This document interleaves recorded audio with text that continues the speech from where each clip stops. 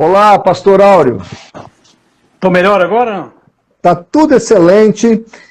Eu queria já começar essa live pedindo para você se apresentar e entre os predicados do seu currículo, eu queria que você falasse um pouquinho do tempo que você foi adido militar do Brasil, o que é um adido, etc. e tal, lá na Polônia, por gentileza.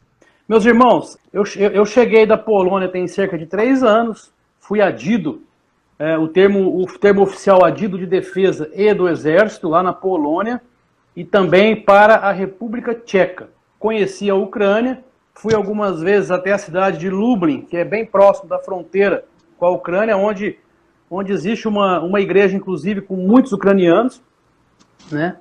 Por apenas a título de informação, a igreja da Ucrânia, existe a igreja na Ucrânia, o cristianismo é muito forte, são os ortodoxos. Os ortodoxos, as mulheres usam um véu, e essa cultura de usar véu é muito forte, ao ponto das igrejas protestantes também, em sua maioria, as mulheres usarem um véu. É uma curiosidade interessante para os irmãos. Só que é um véu bem curtinho, tamanho de parece um lencinho, fica bem, bem discreto. E o adido, ele trabalha junto com o embaixador, ele é nomeado pelo governo de um país para representar o país naquele outro país onde ele vai trabalhar. Então ele faz a interface, né, das Forças Armadas do país que o designou, junto ao país que ele está acreditado. Essa é a palavra correta. Então é como se ele fosse um diplomata militar, tratando de assuntos militares entre os países. Isso de certa maneira, deve ter te dado muitas informações, muito conteúdo, porque você estava do lado da Ucrânia. Eu acho que o maior aprendizado aí é você conhecer as pessoas como elas são, né?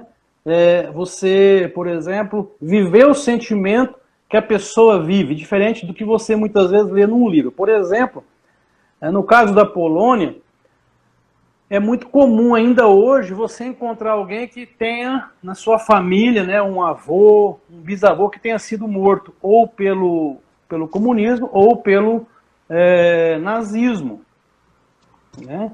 E isso a gente não tem como você negar que fica um ressentimento no coração da sociedade, né? E você está falando da Polônia aí, né? Da Polônia. Entrando no assunto da Ucrânia, eu sei que hoje está aí, toda hora tem lives, né? O pessoal brinca que todos os especialistas de Covid agora viraram especialistas de guerra, né? Mas assim, amanhã eu tenho uma live até mais longa, eu acho, porque ele pediu para colocar em PowerPoint. As pessoas ficam esperando respostas que nós não temos. Você se lembra que eu dizia que o Putin não iria invadir como ele está invadindo, ele iria fazer pressão na fronteira. Por quê? Porque a Rússia hoje ela não tem dinheiro para fazer guerra. E agora com esses embargos econômicos, hoje mesmo na Rússia, aqueles que estão acompanhando aí, a gente acaba acompanhando porque tem afinidade com o tema, as operadoras do Visa, Diners, American Express, todas suspenderam a atividade na Rússia. A bolsa da Rússia deve ter despencado. O rublo, que é a moeda russa, está mais fraco do que a moeda argentina. Isso para vocês terem uma comparação. Então, não dá para você... eu fico vendo as pessoas, elas tomam o partido a todo momento. É óbvio, há um sofrimento do lado mais fraco, né? Você pega... existe uma figura aí que eu tinha separado, que é uma comparação do chamado poder de combate. Poder de combate, você faz um levantamento do material bélico que o seu país tem e compara com outro país. Então, carros de combate que têm a tecnologia agregada, que realizam um tiro a uma distância maior, que protege mais o ser humano. Então a gente sabe que a Rússia tem aí 3, 4 vezes o poder de combate. Não é só efetivos, né? Isso é um somatório de equipamentos 3, 4 vezes maior que a Ucrânia. Então a gente acaba tendo dó da Ucrânia. Fala, poxa, está morrendo crianças, está morrendo mulheres. Mas todas as guerras, na Bíblia também, morriam as populações quase que todas, de crianças, mulheres, velhos, quem estava na... A guerra não perdoa ninguém, né? Ela não perdoa ninguém. Boa colocação. Então, eu fiz aqui um roteirozinho muito curto, né? A gente não vai... Para tentar apresentar algumas ideias importantes que eu não tenho visto ser falado na imprensa, eu não tenho visto ser falado em lives. Hoje eu assisti uma live de um colega aí que eu gosto muito, ninguém não ouviu falar disso aí. Então, assim, primeiro, o que eu ressalto aqui, pastor João, é que a gente precisa, quem aí está nos assistindo, tiver essa curiosidade, estudar um pouco a história da Ucrânia. Né? Quem é ucraniano? Quando você olha para um ucraniano, vamos fazer esse teste, eu olho para um ucraniano e olho para um russo, você sabe distinguir?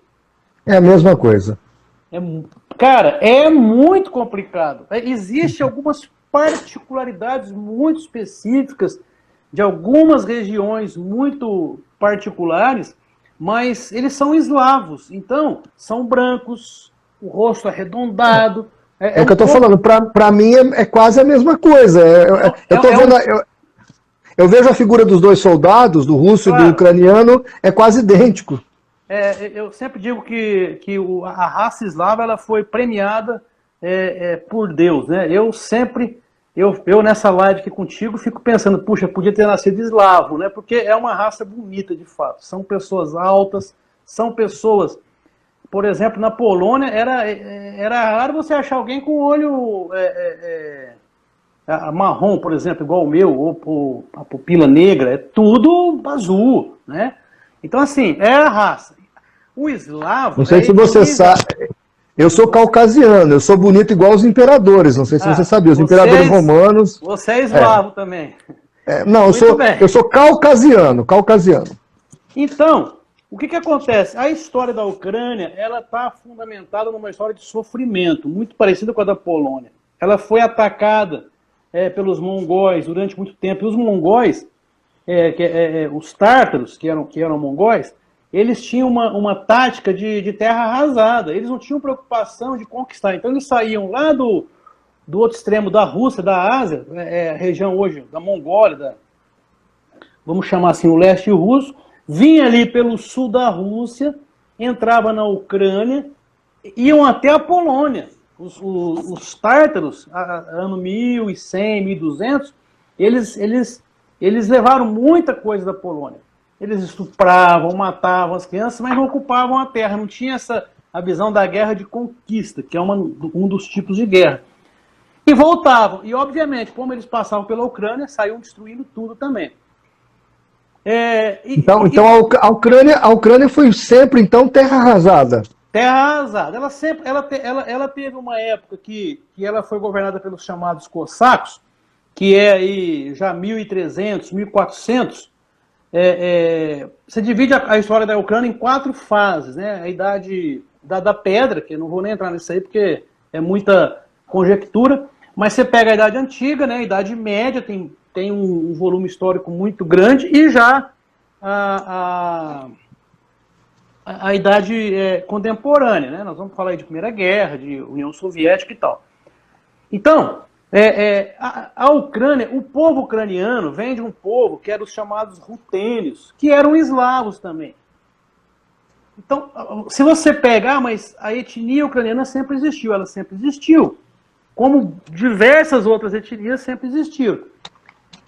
Aí, quando você chega agora, não vamos ficar gastando muito tempo com longos períodos históricos, quando você chega agora, no pleno século XXI, as pessoas sequer sabem, por exemplo, qual é a religião ucraniana. A religião da Ucrânia é a mesma religião da Rússia. São ortodoxos. Ou seja, ortodoxo grego. São ortodoxos. O grego, você tem ortodoxo grego, a igreja ortodoxa ela não é grega. Veja bem, você tem ortodoxos gregos na Ucrânia, no sudoeste. Mas a igreja ortodoxa ela tem papas. Por exemplo, na Sérvia tem um papa da igreja ortodoxa. Ela é bem diferente da católica romana. Ela tem regras para casamento de sacerdotes. É uma igreja interessante, né? Não tem idolatria, não tem imagens, mas tem pintura, mas tem a mariolatria. Então, nesse ponto, ela se iguala a Roma. Deixa eu te fazer uma pergunta rápida. E os evangélicos lá, como é que estão? Cara, como é que são? a igreja evangélica, deixa eu. Me lembra de novo, mas há um avivamento grande nesses países por Vou causa marcar. da cortina de ferro, entendeu? Dos anos 90 para cá, nós vamos chegar lá. Nunca foram fortes. Mas você tem igrejas, você tem mega igrejas hoje na capital, lá em Kiev, mas que começou nos anos 90. Porque a liberdade, a igreja do Estado eram os ortodoxos, né? Então você não tinha muita liberdade para o evangelho. Então, história. A história é uma história de retalho, de sofrimento. O povo ucraniano, ele é muito parecido com o povo russo, com o povo polonês, né? São eslavos. Pertencente à etnia eslava. A língua é muito parecida com o russo. Até usa o alfabeto cirílico. Por exemplo, o polonês ou polaco é parecida na fonética, mas usa o alfabeto latino ou romano. Não usa o cirílico. Então, é muito difícil você falar isso é russo, isso é ucraniano. Isso é muito difícil. Eu até separei, eu vou entrar aqui agora numa coisa específica, quero falar um texto muito interessante que eu achei de um autor, que ele coloca as narrativas, né? A narrativa russa, a narrativa polonesa, a narrativa ucraniana. Então, quando você pega, vamos falar só a russa e a ucraniana aqui, o pessoal da live. O que os russos vão dizer? Os russos vão dizer que o czarismo russo e o próprio Império Russo Soviético são os verdadeiros legítimos da chamada Rússia de Kiev, que é lá pelos idos do ano 800 a 1000, que quando originou a Rússia. Olha que coisa interessante, a Rússia começou, Pastor João, em Kiev, que hoje é a capital da Ucrânia. A região ali, a macro-região, era chamada Rússia de Kiev. Então, o que os russos dizem hoje? Que os herdeiros legítimos da Rússia de Kiev foram os czares e depois a União Soviética. Outra coisa que ele diz, que a maioria do tempo os ucranianos, né, viveram como se fosse assim, junto dos russos, e em alguns momentos tutelados pelos poloneses, que houve o Império Polaco-Lituano, né? E também sendo protegidos pelos russos. Você quer dizer com tudo isso, então, que existe, por parte dos russos, uma ideia de que aquele território é deles, sempre foi deles. Essa é a narrativa, porque eu não quero dizer isso, eu quero que as pessoas concluam, não adianta. Eu fico, às vezes, revoltado em ver esses agoureiros, igual você falou do irmão lá, o irmão deu um chute. Porque o que acontece? É muito difícil você fazer uma previsão. Só uma nota. O pastor Áureo está falando de um pastor, acho que é o Lamartine Pozella, se não me engano, é isso, pastor Áureo?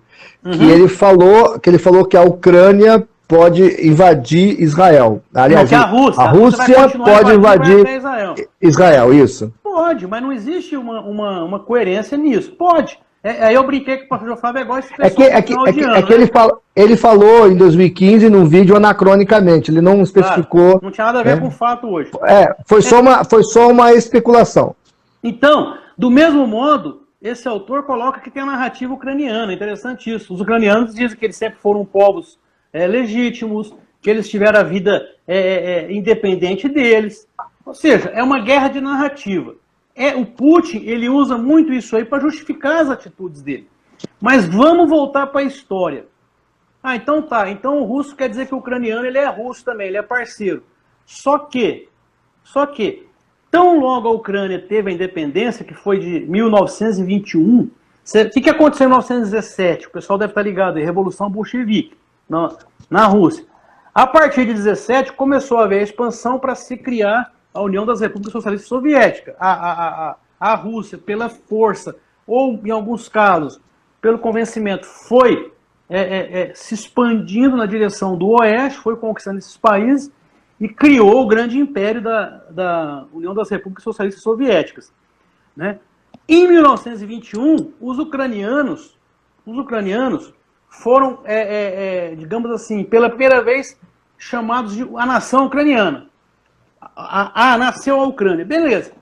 Só que como que o regime soviético, isso é muito interessante, trabalhava? E aí você começa a entender algumas coisas. Por que um país é forte em pesquisas nucleares, outro é forte em agropecuária. A Ucrânia, o que o governo central de Moscou fez? Ele atribuiu tarefas. A Polônia tinha que desenvolver tal projeto. A Bielorrússia desenvolvia tal projeto. A Armênia era forte em tal projeto. O que sobrou para a Ucrânia? A Ucrânia plantava, porque tem uma terra maravilhosa lá, e fazia pesquisas aeroespaciais. A Ucrânia, até algum tempo atrás, quase veio a ser parceira do Brasil na questão aeroespacial, porque ela é o estado da arte nisso aí. Essa é a herança. Na Polônia, por exemplo, era um carro de combate. A Polônia tem grandes fábricas de carros de combate, de blindados, né? Então, durante os primeiros anos veio o Lenin, foi o mentor da Revolução Russa, depois o Lenin morreu, veio o Stalin. Joseph Stalin, que nasceu na Geórgia, diga-se de passagem. Gente boa! Gente boa, matou pouca gente. O que o Stalin fez? Os ucranianos sempre tiveram um espírito diferente de Moscou. Você, por exemplo, da mesma forma os poloneses, queriam criar limitações e o povo não queria aceitar. O que o Stalin começou a fazer no final dos anos 30? Ele começou a proibir que a produção que saía da Ucrânia de alimentos retornasse para a Ucrânia. E o povo começou a morrer de fome. Então você teve um período ali de 31, mais ou menos, a 33, 34, uma fase que foram mortos mais de 3 milhões de ucranianos. Meu Deus, 3 milhões? Você falou isso mesmo? 3 milhões, isso é o famoso Holodomor, que é a morte pela fome. Olha só. Inanição. Então, veja bem, até recentemente lançaram um filme na Netflix que eu recomendo, vale a pena. É a história de um jornalista britânico que se infiltrou na Rússia, contrariando diversos interesses, porque ele tinha ouvido falar dessa história, mas a história não ia para o mundo. Olha que coisa terrível. O filme se chama A Sombra de Stalin. Está na Netflix esse filme. Vou marcar aqui, A Sombra de Stalin. Não é a sombra, objeto, artigo definido A, não. É com a crase, né? Eu estou na sombra de Stalin. Né? Seria mais ou menos assim. Então, isso é uma coisa que eu não vejo ninguém falar hoje. Agora, vamos voltar lá à questão da Polônia. Se você tivesse aqui no Brasil, o americano entrasse aqui, matasse 3 milhões de brasileiros com a fome, e eu sou produtor agrícola, quer dizer, eles embarcavam esses alimentos em trens, iam todos para Moscou, Moscou redistribuía, não voltava para a Ucrânia. O povo morrendo de fome. E o inverno, aquela região, o inverno é rigorosíssimo. Crianças. Existem fotos aí, se você jogar no Google, fotos assim terríveis de pessoas só carne e osso parecido com o Holocausto. Muito triste. Eu conheço Kiev, lá em Kiev tem um monumento muito grande, né? Então esse é o primeiro fato. Pergunto para você e para as pessoas que estão conosco aí. Isso gerou ressentimento nos ucranianos? Gerou. Imagino que sim. Né? O coração daquela sociedade fica dolorido. Muito bem. Aí você vem. Segunda Guerra Mundial. Continua a batuta do Império Soviético. Você vem até 91. No 89 cai o Muro de Berlim. Liberdade para a Ucrânia. Liberdade entre aspas. Quem passa 70 anos debaixo do fogo e do ferro não vai saber ser livre de imediato. Foi aí, inclusive, que eu ressalto a questão... Gorbachev é que vai dar a canetada, né? Exatamente. Aí eu ressalto aquela ideia do evangelho, né? Aí que o evangelho começou a florescer nesses países. É uma coisa muito recente. Por isso que eu digo que as igrejas crescem numa velocidade muito, muito, muito boa por conta disso, né? O retrocesso que nós temos no Brasil, esse povo está crescendo. Muito bem, mas o que aconteceu então no pós-guerra? Vamos lá, agora vamos para a história para chegar agora nessa crise Rússia e Ucrânia. No pós-guerra, logo que terminou a guerra, os vencedores criaram a OTAN, ou em inglês a NATO, Organização do Tratado do Atlântico Norte.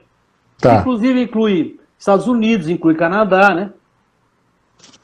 E a Rússia encabeçando os países soviéticos. Ou em 49, o que ele fez? Ele, numa grande reunião que teve em Varsóvia, criou uma aliança militar também para se contrapor à OTAN, chamada Pacto de Varsóvia. Então você tem, de 49 até 89, ou seja, 40 anos, essa polarização muito grande, OTAN, Pacto de Varsóvia. Cai o Muro de Berlim, né? Caiu, não existe mais razão para o Pacto de Varsóvia. Mas a OTAN não foi extinta, ela continuou com as suas atividades, pelo contrário. Muitos países que eram do Pacto de Varsóvia entraram para a OTAN. A integrar a OTAN. Por exemplo, a Polônia, ela passou a integrar a OTAN em 99, e a União Europeia em 2004, e assim vieram esses países. Então, esse vislumbrar de valores ocidentais, de democracia, começou a tomar conta daqueles países que passaram anos debaixo da mão de ferro. Deixa eu só abrir um parênteses, se o senhor me permitir. A Ucrânia tinha um gigantesco arsenal militar bélico no sentido nuclear. O que essas armas foram feitas? Ela tinha nuclear, ela tinha aeroespacial. O problema é que a Ucrânia participou de um tratado de Budapeste, se não me engano foi assinado em 2004 ou em 94, tem que verificar, em que só ela que cumpriu, no final das contas. Eles foram recolhidos para Moscou. Então tem muita... As armas nucleares da Ucrânia foram para Moscou? Mas aí que tá, não eram da Ucrânia. Aí que a gente tem que dizer. E lembra que eu falei lá atrás? Moscou dividia as tarefas. Ó, você faz carro de combate, você planta, você investe, você tinha tecnologia. Porque a Ucrânia, na verdade, o carro-chefe, o driver dela ter a tecnologia nuclear era a tecnologia aeroespacial. Lançamento de satélites e tal. A Ucrânia foi o estado da arte nisso aí. E aí, ao cumprir o Tratado de Budapeste, ela perdeu essa capacidade nuclear, digamos assim. E esse tratado serviu para quê? Para nada. Bom, o americano continuou com a arma nuclear, o russo continuou, inclusive na Rússia, existem relatos aí, como a Rússia não é uma democracia totalmente aberta, existem relatos aí de que tem locais, depósitos antigos, sabe, tem a arma nuclear, tem todo um cuidado de isolamento, né? Para evitar que isso gere uma contaminação, enfim. Mas onde eu quero chegar em relação ao término do regime comunista? Olha só, os países que foram sufocados pela Rússia, com a cortina de ferro, agora se viram livres para partir para o outro lado. Vamos voltar lá naquela palavra, ressentimento, coração doído. O que a Bíblia fala da mágoa? Né? Eu estou falando no sentido do relacionamento pessoal, mas você imagina... De nações, de povos. Né? Então, essa mágoa dos ucranianos, é a visão que eu tenho hoje, ela jamais deixou de existir. Jamais deixou de existir. A mágoa que os poloneses têm jamais deixou de existir. Então, 91, cai o Pacto de Varsóvia, os países que eram do Pacto de Varsóvia começam a integrar a OTAN, a Rússia já começa a ficar correndo em pé. Ela falou, estou perdendo espaço. Em 2004, vamos lá, nós estamos em 2022, 2004 teve um movimento, teve uma eleição na Ucrânia que ela foi, digamos assim, ela foi colocada sob suspeita. Né? Tentaram fraudar as eleições, o que aconteceu? O povo foi para a rua. O povo agora estava livre, é chamada Revolução Laranja, Orange Revolution. É que eles não tinham a nossa urna inviolável, se eles tivessem... Eles foram para protestar, conseguiram reverter, foram instauradas ou instaladas novas eleições, só que qual era o clamor lá? O clamor era, quero ir para a União Europeia, quero ser OTAN, eu não quero ficar do lado de lá, eu já fiquei do lado de lá há muito tempo. Então, esse balanço de poder também, não é só entre o Ocidente e a Rússia, esses países que estiveram na cortina de ferro, eles querem liberdade, eles querem dinheiro, eles querem crescer, eles querem ter proteção. Essa que é a realidade. Então, em 2004, a gente pode colocar, entre 2000 e 2004, é ali o embrião desse desejo nacional da Ucrânia de estar voltada para o Ocidente, OTAN e União Europeia. Em 2014, o que aconteceu? Vamos lembrar aí.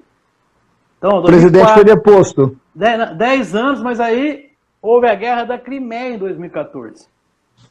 Correto. Teve a deposição do presidente, justamente por conta dessa crise. O Putin já era o Putin está desde 2006, né? 2 anos depois da Revolução laranja, o Putin entrou no governo da Rússia. Aí, o russo retomou a Crimeia, depois eu vou te mandar um mapa, ela foi entregue para a jurisdição ucraniana em 54 por Stalin. A Crimeia era soviética. Eu não sou nem de um lado nem do outro, na verdade eu sou do lado dos que estão sofrendo, obviamente, mas nós temos que dizer isso. A Crimeia, ela era russa. Hoje... Mas não foi a Nikita que deu a Crimeia para a Ucrânia? Foi... Rapaz, foi em 54. Faz as contas. Era o Nikita. Tinha morrido, né? Mas era o Nikita então, não era? Tem que ver aí. Eu vou dar um Google aqui. Tá, continua, por favor. Mas o que acontece? Qual é o idioma falado na Crimeia? É o russo. Russo. O russo é falado em 40% da Ucrânia. Então é muito complicado você falar, é isso, o Putin é maldoso, ou não. A gente tem que fazer essa avaliação histórica e também sem conclusões apaixonadas, sabe? A gente precisa ir dosando as nossas ideias, porque senão a gente toma partido e às vezes acaba sendo injusto. Muito bem. 2014, Guerra da Crimeia. Vou voltar àquela temática. Ressentimento no coração dos ucranianos. Os ucranianos estão só apanhando. O que aconteceu no leste da Ucrânia? Com o advento da Crimeia, 2 repúblicas se declararam independentes. A famosa região de Donbas. Ali elas são 2 províncias que hoje são consideradas províncias separatistas. Achou aí ou não? É 1953 ou 54, não me engano. Não, a data é correta. Na década de 50 e pouco deve ser mesmo. Eu só estou procurando aqui o presidente da época. Só estou procurando isso. É só você ver o ano que o Stalin morreu. Foi em 53, está escrito aqui, tá? Agora eu preciso achar quem era o presidente em 53. Morte do Stalin. Stalin morreu 5 de março de 53. Então será foi o Stalin ou foi o Nikita? É que eu tinha na minha cabeça que era o Stalin, talvez. O Stalin morreu, eu acho que foi o Stalin mesmo, porque ele morreu em março de 53. E como começou o processo em 1950, pode ter sido ele mesmo. É isso aí. Vamos prosseguir então. Aí vamos voltar agora para 2022. Qual é o cenário hoje? Vamos lá, um povo ressentido, ucraniano. É um povo ressentido com os russos. Doído, a mágoa. Tirando aquelas duas províncias lá em Donbas, a mágoa. Outra coisa, é um povo que quer a liberdade, que conheceu os valores da Europa, os valores ocidentais, conheceu a liberdade de culto 100%. Né? Você tem hoje diversas, até seitas, você tem seitas crescendo na Ucrânia, porque elas também entram, né, onde tem democracia. Você tem um país que tem uma força armada poderosa, não é uma força armada fraca. Se você fizer uma comparação com o Brasil... A Ucrânia tem uma força armada poderosa? Tem. Eles têm um efetivo maior que o brasileiro, por exemplo. Por que não está dando uma resistência razoável a essa invasão? Mas pastor João Flávio, está dando uma resistência razoável. Se você comparar, é que a nossa imprensa cobre muito mal isso aí. Se você assistir pelas televisões portuguesas, se você comparar os quadros de baixas, está surpreendendo. O fato é que o arsenal russo que está na reserva é muito maior. É óbvio que vai chegar uma hora que se esses embargos econômicos, principalmente os de ontem e hoje, não gerarem um efeito no Putin para voltar atrás, porque agora o povo russo está começando a sofrer. A opinião pública está indo contra o Putin. Então isso reverte um pouco. Eu vi um tanque passando em cima de um carro de um civil, de um velhinho.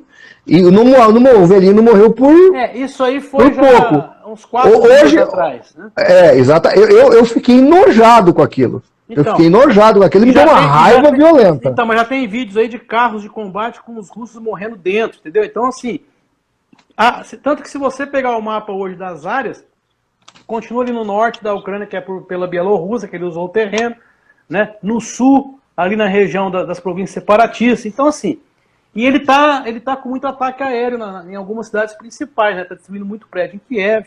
Mas, enfim, não dá para fazer um prognóstico. Vamos chegar agora na invasão, que eu achava que não iria acontecer por causa da questão econômica. Se os embargos não funcionarem, o Putin tem bala na agulha para continuar avançando. Ele tem esse poder de combate dele é muito grande. Você tá falando que ele pode chegar na Polônia? Não, eu acho que não. Eu acho que não porque, veja bem, o artigo 4º da Carta da OTAN, que criou a OTAN, qualquer país que sofrer alguma ameaça territorial, a OTAN inteira se vira contra. Né? Mas hoje, eu não sou igual você é um militar, você chegou a coronel, você chegou a dito militar do Brasil, mas eu olho para a OTAN, para mim, ó, o Biden é um doente mental. O Biden é um doente mental. O Biden está na mão da Condoleezza Rice lá. Não, mas então, muita calma nessa hora. O problema é que o Biden disse assim: os russos podem invadir, mas nunca terão o coração dos iraquianos. É para acabar, é o Dilma, né? Iranianos. Quer dizer, o homem é um verdadeiro Dilma. Aonde que nós vamos parar? Não tem uma autoridade. O Macron é francês. Né? Porque nós não temos uma liderança forte para chegar no Putin e falar, para, a não ser que o presidente da China, né, o Xi Jinping, fala, para com isso aí que eu não estou gostando. Só se ele falar isso, que o que será impossível, porque eu acho que ele está gostando. Então nós estamos perdidos, meu irmão. O negócio está feio. Eu estou achando que o negócio está pegando. Não, mas é porque na verdade também eu tô errado de pensar assim. É um leigo pensando. Essa liderança que você está citando, ela é muito globalista. É uma liderança fraca, mas a ação da OTAN é uma liderança feminina. Não, a liderança da OTAN como uma organização militar, ela tem resoluções, ela tem normas, não vai por esse lado. Você fica. O Macron não tem poder de veto na OTAN. Quem tem poder de veto, se houver alguma resolução do Conselho de Segurança das Nações Unidas, é a França, né, na Europa, ou a Inglaterra, a Rússia, tanto que a Rússia hoje teve uma resolução lá contra a Rússia, que a Rússia votou contra, né? A Rússia, a Síria, a Eritreia parece que votou contra. O que eu quero dizer é o seguinte: para entender 2022, nós temos que entender às vezes um século de história. E não adianta ficar dando chute, vai ter a guerra nuclear. O Putin vai usar arma nuclear, mas o Putin também não quer se destruir. O que o Putin quer é ganhar terreno. O que ele quer é não perder mais essa influência do Império Soviético, entendeu? Olha, o que me assusta, coronel, o que me assusta é o seguinte. Eu li um livro de quase 1000 páginas do doutor, esqueci o nome dele. Ele escreveu O Semeador de Lágrimas, eu vou lembrar o nome dele já já. E uma das coisas que ele fala é que quando você vê aquelas cenas dos judeus como cordeiros montando nos trens, indo para campos de concentração, o que se passava na mente dos judeus era que jamais Hitler ia fazer o que ele fez. Então, assim, quando eu olho para um homem como Putin, eu imagino tudo. Eu imagino tudo. O Putin, para mim, não é um ser humano normal, tá entendendo?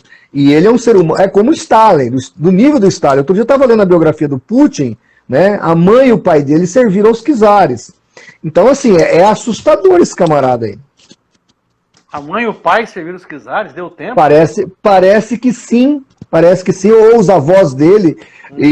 Pode ser a voz, né? Isso. E os pais acho que eram assessores do Stalin, uma coisa assim. Dá um Google aí depois, que é uma história desse tipo aí. Então, assim, agora, a coisa é assim, ao mesmo tempo que eu penso isso dele, eu penso, teologicamente, que isso tudo pode abrir caminho para o Armagedon bíblico mesmo, para os eventos escatológicos e a volta de Jesus também. Eu também não penso, isso é ruim por um lado, mas para mim, que estou focado no céu, eu estou pensando no arrebatamento da igreja. Pode ser uma indicação, mas eu diria para você que o conceito da própria guerra mudou muito. Você pega a Segunda Guerra Mundial, né? Quando uma tropa brasileira entrava numa vila, lá na Itália, só as pessoas que estavam na vila, que tinham o poder de enxergar a via de acesso, viam os brasileiros. O que era feito ali, o mundo não tomava conhecimento. Né? Quando você declarava guerra um ao outro, as regiões que tinham população civil, elas tinham que ser evacuadas. As cidades tinham que ser esvaziadas. Isso não acontece mais hoje. A guerra mudou muito. A guerra ela tem praticamente todas as dimensões, espacial, horizontal. Você vê lá os bombardeios que a gente assiste diariamente aí, igual aconteceu no Líbano, igual no Iraque, igual acontece agora que os saudistas atacam lá o Iêmen, também é outra guerra que ninguém mostra. Ninguém mostra, é. Recentemente, os sauditas, que são sunitas, foram lá e detonaram com o Iêmen. Então, veja, isso tem o quê? Um mês. O que acontece? A guerra hoje ela mudou de figura, você não evacua as cidades. Então, o Putin, ele pode ser até um Hitler, tá? Mas não é mais o mundo do Hitler. Hoje a gente pega lá um soldado que fez uma selfie, chega no teu WhatsApp em 3 minutos. O cara lá no campo de batalha faz uma selfie. Eu até fiquei sabendo de um soldado ucraniano que fez uma selfie. Um informante russo viu onde era, conseguiu descobrir o local. Ele conhecia, era um ginásio desportivo. Falou, esse aqui é em tal local. Mandou lá para uma bomba de comando russo, os caras mandaram um míssil no local. Quer dizer... Deixa eu te falar uma coisa. Você está dizendo o seguinte, que a população russa pode se voltar contra o Putin. É isso que você está falando? Ele pode ter um problema interno agora. Ele vai ter um problema de opinião pública. Pensa numa situação comigo. O cara lá... Vamos falar da Rússia um pouco. Ele tem Congresso Nacional lá, ele tem deputados, senadores... O Putin, pelo que a gente acompanha, ele foi reeleito essas vezes. O povo elegeu ele. Meio que parece semelhantemente a Venezuela. Ele mudou uma lei, inclusive, que ele mudou o semipresidencialismo para dar mais poder para ele. Né? Mas, em tese, tem eleições. Você tem eleições lá para as províncias, para as cidades, para os prefeitos, enfim, né? Eu não vou dizer que não é democrático, porque ela, entre aspas, mas você sabe que ele é autoritário. Mas coloca o seguinte, o seu Ivanov acordou hoje, foi comprar um negócio dele no mercado, o cartão não passou. Imagina, você aí quer programar para fazer a live, aí você sabe que é por culpa do seu presidente. Você vai pagar um negócio, então as pessoas começam a mudar o seu conceito, porque começa a sofrer dia a dia. Mas para isso funcionar, a Ucrânia tinha que resistir pelo menos mais um mês, 2 meses. Não, isso aí, mas acontece que a opinião pública, você altera ela com um fato teu. Por exemplo, se a gente não teve ainda cenas assim. Eu tenho uma foto que eu vou te mandar depois, que me mandaram, um colega mandou, de um orfanato lá na Ucrânia, no norte da Ucrânia, pedindo ajuda. Pô, dá até o coração teu, parte a meninada, e a maioria ficando órfã agora. Os pais até estavam na reserva, sendo recrutados. Só que, imagina se uma cena dessa, ou um russo maluco metralha lá umas crianças, e isso cai mundo afora. Então, internamente, o psicossocial da população russa se altera. Né? Uma coisa é o Putin fazer as cagadas dele, e isso não mexer no salário do russo, não mexer no metrô que ele vai para o trabalho, não alterar o dia a dia dele. Outra coisa é o Putin teimar nas cagadas para querer fazer as barganhas lá com o presidente ucraniano, né? E isso aí alterar a vida do cidadão. Muda a opinião. Né? Vamos agora. Uma coisa que o pessoal quer saber aqui é o seguinte. É aquele lance que eu te perguntei. E a questão teológica nisso tudo, como é que você vê? Porque você até agora está falando como um coronel, que você ainda é coronel, como um adido militar do Brasil que ficou na Polônia, que conheceu a Ucrânia, aliás, que conheceu o mundo, teve na China e tudo mais, até na Rússia. Me diga o seguinte, qual a sua expectativa também teológica em cima disso? Bom, nós só temos mais 20 minutos, tá? Eu vou te falar uma coisa, existe um pregador chinês. Ele não é bem aceito, inclusive, pela Igreja da China. A Igreja da China é uma das igrejas mais maduras que tem, mundo afora. Detalhe, né? Já te falei isso. Os cultos na casa, nem louvor tem. É compartilhando a palavra 3 horas. Se fosse do Brasil isso aí, não ficava ninguém nessa reunião. Nem violão os coitados levam. Mas é impressionante a presença de Deus. Inclusive, só um parênteses. Inclusive, uma coisa que eu sinto como leigo, como alguém que não saiu do Brasil ainda, é que apesar do PCC, o Partido Comunista Chinês, ser horroroso, apesar do comunismo chinês ser opressor, o mundo gosta do chinês. Pelo menos nós, brasileiros, gostamos do chinês. Claro. A gente ama encontrar um chinês, comer um pastel frito numa pastelaria chinesa, né? Então, eu aqui em Rio Preto, a comida japonesa que eu mais gosto é feita por um chinês. Então, assim, o mundo gosta do povo chinês. A gente consegue discernir entre o PCC, aquele regime, né, que o povo é vítima daquele sistema. O russo, até hoje, nunca foi posto à prova neste aspecto. Mas agora eles estão sendo colocados, expostos para o mundo. Se a comunidade russa agora não se manifestar, o russo vai ter uma aversão, o mundo vai ter uma aversão por eles, não só pelo Putin, pelo povo da Rússia, né? Mas está se manifestando. Eu já vi hoje o presidente do Chelsea e outros aí que estão colocando dinheiro e fazendo doações para a Ucrânia. Bom, teologicamente, deixa eu te relembrar essa questão da China. Tem um pregador chinês, para mim é um falso profeta, que escreveu um livro chamado The Heavenly Man, o Homem Celestial. Tá? O Homem Celestial seria ele. Ele diz que Deus revelou para ele que vai haver um caminho inverso, de Pequim até Jerusalém. E que as pessoas vão fazer esse caminho. E que a igreja vai crescer nesse sentido até chegar em Jerusalém. Isso não tem nenhum tipo de fundamentação bíblica. A própria igreja, ele nem mora na China mais. Ele mora na Alemanha. Né? O Ocidente gosta de dar guarida para hereges, né? A gente gosta de onda, gosta de movimento, tudo que é porcaria, os orientais não, os coreanos, os chineses, conhecem a Bíblia, né? Opa, peraí. Do mesmo modo, a Rússia, hoje a gente teve uma discussão no grupo lá, de Gog e Magog, a Rússia, para chegar em Israel, primeiro que a Rússia não é contrária a Israel, hoje, falando hoje. Então assim, eu encaro esse cenário. O meu diagnóstico para esse cenário é de guerras. Né? Guerras como um dos sinais dos tempos.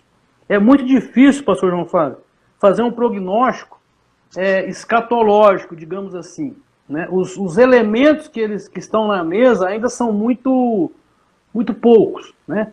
É muito pouco, inclusive, para dizer se amanhã vai ter um acordo de paz ou não, vai ter um armistício, ou se a Rússia vai bater até os ucranianos entregarem de vez, enfim. Então você está dizendo que, teologicamente, nós podemos apenas ver essa guerra como aquilo que Jesus falou, os rumores. Isso aí é um rumor. Não, guerra é mais uma guerra. Mas é guerra. Mas é uma guerra pesada. Ela não é uma guerrinha, ela é uma guerra que tem um potencial perigoso. Um potencial perigoso e tem um potencial teológico. Eu só não saberia dizer para você qual, porque eu estaria chutando, eu não quero correr esse risco aí de... Me diz o número de protestantes na igreja da Ucrânia, por favor. Você tem noção disso? Tem. A Ucrânia, eu já falei, ela se cristianizou no ano 800, né? O Estado ucraniano nasceu em cima da doutrina ortodoxa. E eles são muito rígidos quanto a isso. Né? Outra curiosidade do ortodoxo, ele entra no santuário, na igreja, né, caminhando em direção do altar, fica o tempo todo de frente para o altar e depois ele sai sem virar as costas para o altar. Olha que coisa interessante, né? Se bem que eu já vi gente fazendo isso aí nas igrejas por aí. Você está dizendo que 100% da Ucrânia é cristão, não. De um jeito ou de outro? A população islâmica lá são os imigrantes, você tem, mas vamos lá. Protestantismo hoje... 40, lá é 40 milhões de habitantes. 40, quase, entre 40 e 44, não tem isso bem definido. Mas a Ucrânia hoje, eu estimo que entre 2 a 3% de protestantes, tá? Porque você também tem católicos romanos lá, não é muito, mas você tem também. Mas protestantes, eu diria, de 2 a 3%, sendo que nos últimos 15, 20 anos, que isso não é nada, é que essa igreja teve um boom, ela cresceu muito. Qualquer canal do YouTube que você entrar das igrejas ucranianas, você vai ver um povo muito piedoso, que ora, igrejas cheias. Você está dizendo para mim, então, que o ateísmo, porque veja, na China nós temos 69% de ateísmo, é o maior número do planeta, tá? Agora, você está dizendo para mim, então, que na Ucrânia, apesar de ser vítima do regime soviético, nós temos quase zero, menos de 1% de ateísmo, é isso? Provavelmente. Porque mesmo durante o período soviético, por exemplo, Ucrânia, Polônia, Nos países bálticos, não. O russo proibiu as ministrações, os serviços católicos. Usava-se igreja para depósito, para indústria. Mas na Polônia e na Ucrânia, isso nunca parou, né? Então é um povo muito religioso. Eu teria que pesquisar aí. Deve ter ateus, porque existe essa reminiscência da doutrina comunista, né? Agora a China ela se capitalizou no mercado, mas ela continua comunista. Então o Estado continua um Estado ateu e impõe isso para a sua população, né? Tanto que a igreja Pastor, sofre muito lá. Nós estamos só com 10 minutos para terminar a nossa live, e aí o Instagram, infelizmente, eles derrubam. Eu não sei usar aquele outro software, né? Mas nós podemos marcar uma próxima live para continuar o assunto, porque nós estamos apenas na nata do assunto aqui, nós temos ainda muito que aprofundar. Aqui. Sobre o poderio militar, poder de combate, hoje, só de curiosidade, eu tinha falado de um terço a um quarto, né? A um quarto. É o que eu vi aqui num site que divulga esses dados, né? Que é o IISS, Military Balance. O que acontece? A Rússia hoje ela tem aí cerca de 900 mil militares ativos. 900 mil. A Ucrânia tem aproximadamente 230 mil. Esse é um quarto. Só que a Ucrânia consegue mobilizar quase 1 milhão de reservistas. E a Rússia, ela consegue quase 2 milhões. Só que lembrando que a Rússia tem outras frentes. Ela tem a crise lá na Geórgia, que está com 2 repúblicas separatistas que a Rússia dá apoio. Tem tropa lá. Ela tem tropa na Crimeia. Ela tem tropa no norte da Rússia.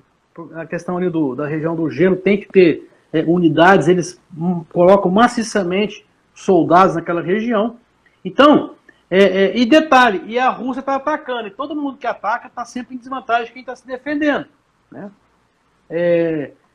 Então tá aqui, só para essa comparação é de 4 para 1, 1 para 3. É basicamente isso aí mesmo. A Ucrânia, ela não...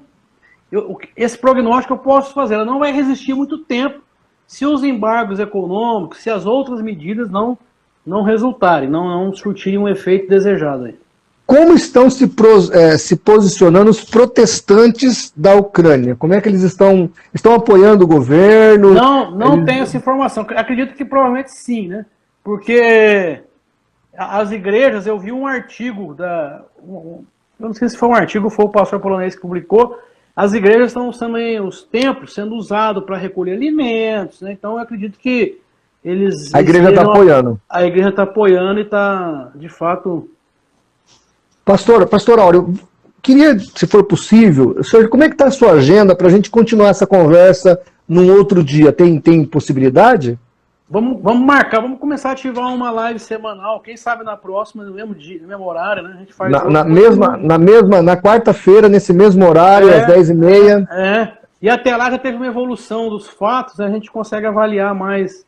Quem sabe já até tenha acabado, né? Vou te fazer mais uma pergunta, acho que dá tempo, falta 6 minutos para o Instagram derrubar a nossa live aqui. Qual é o número, se você tem aí, de crentes, percentual ou até em número de pessoas mesmo, na China? Você tem esse número? Porque 3% aqui na Ucrânia dá 1 milhão e pouco, 2 milhões de cristãos, é isso, né? Não deve ter, mas não chega a 1 milhão, por aí. Rapaz, na China é diferente. Cristãos protestantes, né? Vamos ver aqui se só protestante. Esse aqui foi protestante. Vamos ver se sai alguma coisa aqui. Porque tem muitos dados que não são contados. Agora, acho aqui, 40 milhões de protestantes. Um dado de 2019, na China. Só que 40 isso aí milhões... não é nada lá, né? Não é nada, é 1 bilhão e 400 milhões, mas a igreja na China, ela tem igrejas que o Estado, desde a época do Otmani, de outros pregadores chineses que foram mortos pelo Mao Tse Tung, né? Outro adorado que tem por aí, que Deus o livre. O que acontece? Você tem igrejas que têm templos, que são históricas, que são autorizadas. Eu acredito que esses dados, a gente sabe que a China é um país autoritário, eu acho que esses dados aqui são das igrejas formais. Você tem muitas igrejas no interior. Existe muito crente na China, pastor João Flávio, mas talvez 40 milhões seria o dado oficial do governo, digamos, até mesmo para omitir, né? Pode ter um número maior, então. Eu acho que tem mais. Tá bom.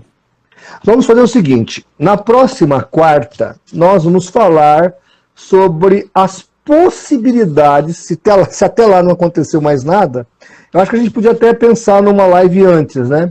Mas estude aí as possibilidades na sua concepção de uma paz, de um tratado, qual seria o caminho? Porque há um grande medo no mundo que é o seguinte, se a Rússia sair vencedora e ela anexar a Ucrânia, a China vai anexar Taiwan. E aí vai começar o expansionismo. As pessoas esquecem que o ucraniano não quer isso. Como é que você vai anexar? O povo não vai aceitar. Aí vai piorar mais a situação. Você vai começar a ter guerra de guerrilha, vai ter subversão. Isso aí vai crescer muito na Ucrânia, né? O Putin, ele ganha e ele perde ao mesmo tempo, né? Ele mostra poderio, ele mostra influência, mas ele perde na razão, ele perde no pós-guerra. Ele vai sair muito mais fraco em termos até de influência como figura política no mundo do que ele estava até o início da guerra. Você não entende? Pode ser até que ele perca na próxima eleição, ou ele mesmo, porque a gente tem que pensar nisso. O que o ucraniano quer? Se o ucraniano não aceitar isso, teve um armistício que a Ucrânia vai ser anexada. O ucraniano não quer isso. E aí você está enxergando uma guerra de guerrilha ali para frente. Né? O povo Quer dizer, não é bem assim hoje em dia, então, né? Não dá para ir anexando. Eu diria que não é bem assim, pô. A Crimeia está cheia de russo. A Crimeia só mora russo. Aí foi fácil. A Crimeia, eles queriam. Não, meu país minha capital é Moscou, agora é a Ucrânia. Não. Você talvez tenha aquelas duas repúblicas lá que, de repente, no acordo de paz, passem a integrar o território russo e não fique uma área de conflito como está na Geórgia até hoje, lá em tem Ossétia do Sul, né? E a outra província na Geórgia, até hoje. O próprio georgiano tem que chegar, entregar passaporte, um conflito, uma área de tensão, sem nenhum tipo de justificativa, né? Agora, eu não acho que o Putin ganha de mão beijada assim, não, porque o povo ucraniano não quer. Quando o povo não quer, é muito complicado. Ele pode sofrer no começo, mas depois a vontade do povo, ela... O Instagram está quase cortando a nossa live. Me dá a sua última palavra. Não sei se palavra não. Sua última palavra não, sua conclusão dessa live. Que aquelas pessoas que nos assistiram ou que vão assistir posteriormente, que orassem pelos ucranianos. E orassem pelos russos também. Por quê? Porque existe muita família lá, muita família, que o avô é russo e o pai é ucraniano. E o filho foi estudar lá em Moscou. E nós não estamos enxergando isso e a mídia não fala disso. Então, e muitos irmãos de fé que enfrentam essa situação. Então, eles precisam estar cobertos com as nossas orações, nosso clamor. Então, o pessoal aí que participa de grupos de intercessão, o pessoal que está indo para a vigília, aquele pessoal que ora ainda, vamos orar para que Deus coloque as mãos, para que Deus, se for um evento escatológico, que Deus guie da maneira como Ele quer guiar, mas que aquelas pessoas inocentes sofram menos, principalmente crianças tá bom?